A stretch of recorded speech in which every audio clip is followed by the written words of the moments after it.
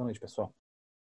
Hoje nós estamos fazendo uma aula de matemática e física, junto aqui em parceria com a tutortonight.com, e o tema da aula de hoje é adição e subtração de vetores. Tudo bem? Um pouco da nossa agenda do dia, a gente vai falar inicialmente o que é um vetor, depois a gente vai tratar da representação dos vetores no plano cartesiano, para então poder operar com eles, então fazer operações matemáticas de adição e subtração de vetores. E depois, no final, eu vou dar um pouco uma pincelada em outros assuntos que vocês podem trabalhar com os vetores, outros casos e outras aplicações, tá? Então, antes de mais nada, o que é um vetor? Então, um vetor ele é um segmento de reta orientado. Então, ele não é a representação do vetor, não é simplesmente um segmento de reta, ele tem que ter orientação. A gente vai explicar isso mais lá para frente. Por ser um segmento de reta, ele é objeto de estudo da geometria analítica. Então, por isso que a matéria aqui é principalmente matemática. Mas ele é muito, muito frequentemente usado para representar grandezas físicas. Então, normalmente, força, aceleração, velocidade, vocês vão usar bastante na aula de física. Os vetores são usados na aula de física para representar essas grandezas. Então, quais são as características que determinam um vetor? Primeiro, o vetor tem a magnitude. Aqui é magnitude ou módulo, tá? A magnitude é simplesmente o tamanho dessa quantidade. Então, essa grandeza física que a gente está medindo, a medida numérica dessa coisa, é o módulo, é a magnitude do vetor. Então, por exemplo, vamos ter um exemplo aqui de um carro viajando a 50 km por hora. Então, o 50 é exatamente a magnitude do vetor. Tá? A segunda característica importante do vetor é que ele tem uma direção. Então, a direção é o plano, a linha, o espaço em que se suporta, em que se dá esse evento. Então, no carro que está viajando, todo carro que está viajando, ele está seguindo alguma direção, está seguindo alguma estrada, por exemplo. Então, a direção, se a gente pensar na roda dos ventos, direção norte e sul. Tá? Então, até aí você sabe que tem um carro viajando a 50 km por hora, na direção norte-sul, mas isso não é suficiente para descrever completamente o evento. Né? Ou você vai falar assim, vamos dar um outro exemplo. Você tem uma caixa sobre uma mesa e você aplica uma força na direção horizontal. Beleza? A direção é horizontal, mas você não sabe se está indo para frente, para trás, para a direita, para a esquerda. Tudo isso pode acontecer no plano horizontal. Mas magnitude e direção ainda não são suficientes para descrever completamente o que está acontecendo. Você precisa de um terceiro elemento, que é o sentido. Então, o sentido é, então, exatamente para qual lado, né, seguindo a direção, você está para qual lado esse evento se manifesta. Então, por exemplo, naquele carro que estava indo na direção norte-sul, o sentido do trajeto dele era sul. Então, você imagina que você vai descrever um evento para a polícia, olha, eu vi um carro aqui andando na estrada, ele está na rodovia norte-sul. Mas se você não falar para ele se está indo para o norte, se está indo para o sul, não adianta. Então, esse exemplo completo da viagem do veículo aqui na estrada, a gente disse então que o veículo está viajando a 50 km por hora na direção norte-sul, sentido sul. Beleza? Como é que a gente então usa os mecanismos da geometria analítica para descrever esse vetor na prática? Como é que a gente representa no plano cartesiano? Antes de mais nada, os vetores eles podem ser descritos em vários outros sistemas, não precisa ser só no plano cartesiano. Tá? Existem outros tipos de plano, vocês vão aprender no futuro, mas o plano cartesiano é o plano mais tradicional, onde a gente tem os eixos x e y. Então, como a gente dizia, o vetor ele é um segmento de reta orientado. Então, o segmento de reta ele tem um início, né? Se ele não tivesse fim, se ele fosse infinito, ele seria uma reta, mas não é o caso. Ele é um segmento de reta. Então, ele tem início e tem direção. Tá? Então, aqui nesse caso, a gente tem um vetor aqui no plano, ele tem aqui um ponto A e ele caminha na direção, no sentido B. Então, ele tem essa direção inclinada aqui e está indo no sentido de B. Tá? A magnitude, nesse caso, aqui na representação do plano, a gente tem os pontos, né? Esse primeiro ponto aqui, o ponto A, ele tem uma coordenada 3 no x, 3 no y, e ele tem uma coordenada aqui no ponto B, 6 no x e 7 no y. Agora, qual é o tamanho dessa reta? A gente falou, pô, a magnitude representa o tamanho do efeito aqui do vetor. Você está falando assim, pô, mas se eu tenho 2 pontos no plano, como é que eu meço essa distância? Como é que eu meço esse tamanho, essa quantidade? E aqui a gente vai usar o teorema de Pitágoras, tá? Então, essa direção AB depende exatamente dos pontos da coordenada. A gente pode imaginar que esse segmento de reta, esse vetor, na verdade, ele é a hipotenusa de um triângulo retângulo. Se você seguir aqui o meu mouse, você vai ver que você tem um triângulo que vai do A até esse pontinho aqui, que é o 6, 3. Você tem um outro segmento de reta, outra face do triângulo aqui, ó. E como você está no plano cartesiano, com certeza esse ângulo é um ângulo reto. Então, esse aqui é um triângulo retângulo. Então, você consegue fazer o cálculo a partir do teorema de Pitágoras. Então, a hipotenusa ao quadrado é a soma dos quadrados dos catetos. Então, você sabendo as coordenadas x do A, x de B, y de B, y de A, são exatamente esses valores, você consegue substituir. Tá bom? Então, se a gente fizer, a gente pode calcular aqui, nesse caso, a magnitude deste vetor, tá? Vamos fazer uma anotação aqui. Se a gente fizer o cálculo, vamos para o Excel fazer as coisas. Então, a gente tinha lá aquele nosso vetorzinho. Então, a gente tinha os pontos. O 3, 3 e o ponto 6, 7. Então, um ponto 3, 3 e outro ponto é o 6, 7. O tamanho daquele vetor, AB ao quadrado. Qual é a distância? Né? Qual é a distância? Qual é o tamanho desse bloquinho aqui? Esse bloquinho ele é deitadinho, ele é tranquilo, então ele vem do ponto 6 até o 3, então exatamente x de B menos x de A, 3, 6 menos 3, 6 menos 3 ao quadrado, mais, e aí nós temos que ver então as componentes na vertical. Ele vai do 3 até o 7. Então ele é 7 menos 3 ao quadrado. Isso aqui dá 3 ao quadrado, mais 4 ao quadrado, que é igual a 9 mais 16, que é igual a 25. Portanto, a B é igual a raiz de 25, que é 5. Então, nesse nosso exemplo aqui, a gente acabou de ver que esse segmento de reta, o módulo desse vetor é 5. Beleza? Boa. Como é que a gente faz, então, adição de vetores? Né? Se você tem 2 eventos acontecendo ao mesmo tempo. Você tem, por exemplo, vamos supor aqui no ponto zerinho, a gente tem, vamos lá para o Excel. Imagina que você tem, vou tirar esse primeiro daqui. Imagina que você tem aqui dois vetores. Tá? Imagina que são 2 forças atuando sobre um mesmo objeto. Vamos supor que o objeto está aqui nesse ponto 3, 5. Você tem um cara que está puxando para cá e você tem um cara que está puxando para baixo. Então, se você tivesse só a forcinha verde, né, aplicada sobre a caixinha ia andar nessa linha azul. Mas se você tivesse a força verde também atuando, qual seria o trajeto final? Né? Qual seria a força final que ia ser aplicada sobre a caixa? Então nós temos uma combinação de forças, a gente tem que somar essas forças. Então a gente vai fazer essa soma vetorial, porque tem distância, tem orientação, tem sentido. Então a gente tem que saber qual é o sentido pesa mais. É natural você pensar que, olha, se você tem um caso bem desigual, você puxa com muita força na direção azul e puxa com um pouco de força na direção verde, qual seria o resultado desse trajeto? Né? Você imagina que o objeto vai caminhar mais perto da linha azul do que da linha verde. Então, para chegar nas conclusões de fato disso, a gente precisa de efetivamente fazer a adição dos vetores. Tá? Então, como é que é feita a adição na prática?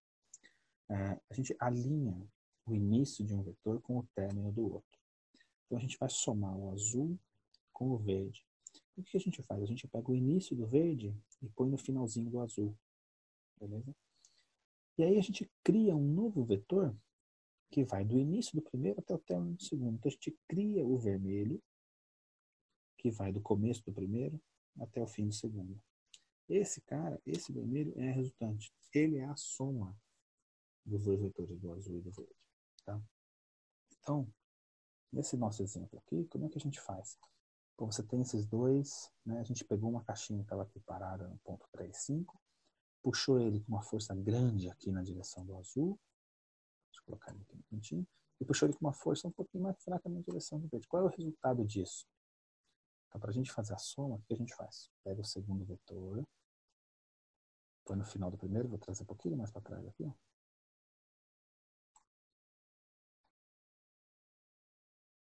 Pronto. Então, a força resultante é essa aqui, ó. A gente cria um terceiro vetor, que parte do início do primeiro e vai até o fim do segundo. Pronto. Então, apesar de você ter duas forças puxando cada uma de um lado, a força final resultante é essa da linha vermelha. Então, o objeto vai seguir essa linha vermelha. Tá vendo? Então, é assim que a gente faz uma soma de vetores. E aqui na prática, a gente pode somar vetores de vários jeitos, né? Aqui o plano é livre, você pode orientar eles de qualquer maneira, a soma sempre existirá. Então, você puxa para cima, e aí você puxa para baixo. Né? Então, você está puxando assim, ó, com 4, 4. Vamos fazer assim. Então, você puxa, você tem uma caixinha parada, você puxa com uma intensidade para cima, puxa com intensidade para baixo. Para onde vai? Qual é o resultado final dessa combinação de forças? Olha, a gente faz a soma dos vetores e conclui que esse é o resultado. Percebam como a magnitude, que é o tamanho da flecha, a magnitude da vermelha é bem menor. Apesar de você estar somando vetores com uma intensidade, com um módulo, com uma magnitude muito grande, a resultante é baixa, é um vetor pequenininho. Por quê? Porque tem a direção, as direções são praticamente opostas, eles quase anulam-se, né, um ao outro. Tá bom? Então a gente pode fazer isso de várias, né? Você pode somar vetores de vários jeitos. Beleza? Uma coisa que é importante de notar é que no final das contas, se a gente parar para pensar, qualquer vetor sozinho, qualquer vetor solto no plano, ele na verdade ele já é uma soma de dois outros vetores. Imagina, vou colocar ele, vou fazer o vermelhinho que é a soma, né? Supor que eu tenho um vetor aqui, tá? Ó, o vetor pode estar em qualquer lugar, tá bom?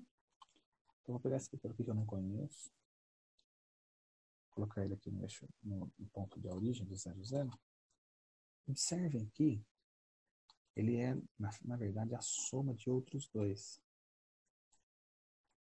Um vetor que está, né, sobre o eixo x com um vetor que está sobre o eixo y. Olha que interessante. Então, vou fazer a visualização aqui. Perceba, o vetor vermelho, ele só ele existe, na verdade, mas ele, na verdade, ele é a soma dos dois. Imagina que eu não tivesse o vermelho, mas quisesse somar o azul e o verde. O que eu faria? Eu colocaria o fim de um no início do outro, certo? E daria a soma lá, o vermelho lá em cima. Então, você pode fazer a soma, mas você também pode perceber que todo vetor, né, na verdade, ele já é uma soma de outros dois. Um vetor que mora sobre o eixo x e outro vetor que mora sobre o eixo y. Tá? Isso chama-se decomposição de vetores. Todo vetor pode ser decomposto é, nas suas propriedades aqui em relação ao eixo x e ao eixo y. Tudo bem? Então, ó, esse cara aqui é a soma do 6, 0 com 5, com 0, 5. Esse é o vetor. Legal? Como é que a gente faria na magnitude? Mesma coisa, a gente aplica o Pitágoras e chega ao tamanho dele. Tudo bem? Então, isso é assim que funciona a adição de vetores. Todo exercício que você for fazer, você tem que uni-los ah, na ordem correta, então você constrói um terceiro, que é a soma dos dois anteriores. Beleza. E a subtração? Como é que a gente faz a subtração de vetores? Então, vamos fazer uma soma qualquer aqui. E vamos... Então, vou pegar vetores que somam. Aqui, por exemplo. Então, nós temos dois vetores aqui em cima, o verde e o azul, e a gente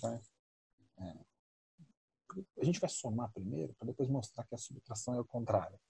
Então, você sabe que a subtração é o inverso da multiplicação, da subtração é o inverso da adição, Então, primeiro a gente vai adicionar os dois, vamos somar. E no final a gente vai subtrair. Atenção, então a gente põe um no final do outro. Constrói o terceiro. Esse outro na origem. Então, esse é o caso de uma soma. Azul mais verde dá vermelho. Ora, imagina que a gente queira fazer então uma subtração. Olha, se a gente fizer vermelho menos verde, tem que dar o azul. Do mesmo modo, se a gente fizer o vermelho menos o azul, tem que dar o verde. Então, como é que funciona graficamente para a gente fazer uma subtração? Vamos voltar na próxima tela. A subtração também é um exercício aí de alinhamento de vetores. Tá? Vocês vão ver que a figura que está aqui, inclusive, é a mesma, porque só muda a ordem que a gente está contando. Para subtrair dois vetores, o que a gente faz? A gente toma o início de um e põe junto com o início do outro. Então, vamos supor que eu vou subtrair o vermelho do azul, tá bom? Eu tenho esses dois caras. Se eu vou subtrair um do outro, eu faço os inícios deles coincidirem. Beleza. E aí a subtração, você cria um novo vetor que junta o término do primeiro com o término do segundo. Exatamente, ó. Ele junta as pontinhas das flechas dos outros. Então o verdinho ele é a subtração do vermelho com o azul. E, obviamente, se você falar, pô, então, e o vermelho menos o verde? Juntou os inícios, constrói um terceiro, que junta os fins. Perfeito. Essa conta fecha. Você pode subtrair de qualquer lado. Interessante, né? Então, se a gente fizer o verde com o azul, dá o vermelho. Se você fizer o vermelho menos o azul, dá o verde. Vermelho menos verde, dá o azul. Então, é interessante que a subtração é simplesmente o inverso. É importante, então, lembrar dessa dinâmica de quem, é sempre importante saber que em cada caso, quem é que toca o quê. Então, na adição, você pega o início de um com o término do outro, e aí você cria um terceiro vetor, que vai do início do primeiro até o término do segundo. E, no caso da subtração, você faz o contrário. Você alinha os inícios, depois alinha os términos. De novo, as magnitudes, sempre usando o teorema de Pitágoras. Olha só que interessante. O teorema, a gente falou agora há pouco sobre a decomposição dos vetores, é exatamente isso. Se você quer saber a magnitude desse vetor aqui, o que você faz? Você decompõe ele nas suas duas componentes, então uma horizontal, você faz outra na vertical, porque esses aqui são fáceis de calcular. Então esse aqui ele tem um tamanho 1, 2, 3, 4, 5. 1, 2, 3, 4, 5. Esse aqui tem um tamanho 2. Aí você faz o teorema de Pitágoras e chega no tamanho do azul. Então, o tamanho de qualquer vetor, uma das técnicas de calcular é você fazer a decomposição dele. Na verdade, a gente fez isso implicitamente, sem saber que era isso que está acontecendo. Você decompõe ele nos seus componentes e calcula os quadrados, tá bom? Então é assim que a gente faz soma e subtração de vetores. Quais são outros casos que podem acontecer? A primeira coisa que você pode fazer é ter os vetores em 3 dimensões. Então aqui a gente está representando um espaço. A gente está representando o espaço pelos eixos x e y. Se você tivesse um espaço tridimensional, você teria 3 eixos. Então você teria x, y e z. E, nesse caso, os vetores também são segmentos de reta, também tem direção, também tem um sentido. O que acontece é que a coordenada de cada ponto dele é composta de 3 números. Mas a maneira de se somar e de se subtrair é igual. Você alinha, conecta eles, ponta com fim, e cria o terceiro. Tá? Então, o método de adicionar e subtrair é igual. E existem outros tipos de plano. Então, a gente aqui fez a decomposição dos vetores no plano cartesiano, que é o plano mais comum. É o plano XY, XYZ. Mas existe também plano complexo, existem outras maneiras de se representar algebraicamente o universo, né, e o fenômeno. Então, você pode fazer no plano complexo, então aí não vai ser eixo x e y, vai ser o eixo dos números reais e dos números complexos, mas a adição de vetores funciona da mesma maneira, tá bom? E na prática, se a gente quiser abstrair ainda mais, você não precisa estar preso a somente 3 dimensões. Veja que 3 dimensões é muito natural para nós. estudarmos, porque nós vivemos num mundo tridimensional, com eixo X, com eixo Y, com eixo Z. Mas matematicamente, nada impede de você representar um vetor com 4 coordenadas, né? Que cada ponto tenha 4, 5, 6 ou quantas coordenadas você quiser, que representam uma parte de um universo multidimensional que é maior do que a gente está. A gente não consegue visualizar, mas matematicamente é possível você representar isso. Mas deixar isso para o futuro. Se vocês avançarem no da matemática, com certeza esbarrarão na álgebra de mais dimensões. Beleza? E é isso aí, pessoal. Espero que vocês tenham curtido a aula. Então, o Tutor Tonight é um aplicativo. Vocês podem baixar para Android, pode buscar lá no Google Play. Tem as comunidades no Facebook, no Twitter, no Instagram, tem o site. Então, sempre que precisarem de ajuda com qualquer tópico aí, podem buscar o canal. Valeu? Obrigado, pessoal. Bons estudos.